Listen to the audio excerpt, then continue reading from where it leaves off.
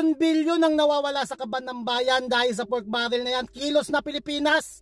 Sama-sama tayong tanggalin, buwagin ang pork barrel dahil ilang bilyon ang nawawala. Bayad tayo ng bayad, 1,000 tax, 2,000 tax, 10,000 tax katatrabaho, pero hindi na ibabalik sa atin. Kilos na Pilipinas, tanggalin ang pork barrel. Sila lang ang mayaman, tayo mahirap.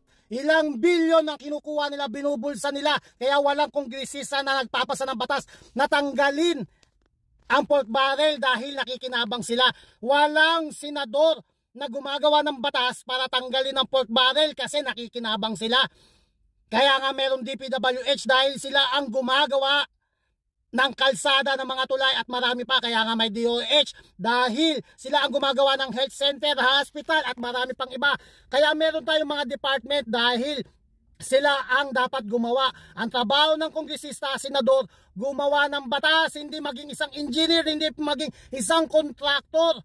Ang trabaho ng senador, trabaho ng congressman, gumawa ng batas para magkaroon tayo ng maraming trabaho, magandang hospital para mapagamot natin ang ating mga sakit. Agad-agad, kilos na Pilipinas, sama-sama tayong sumigaw, tanggalin na yung pork barrel.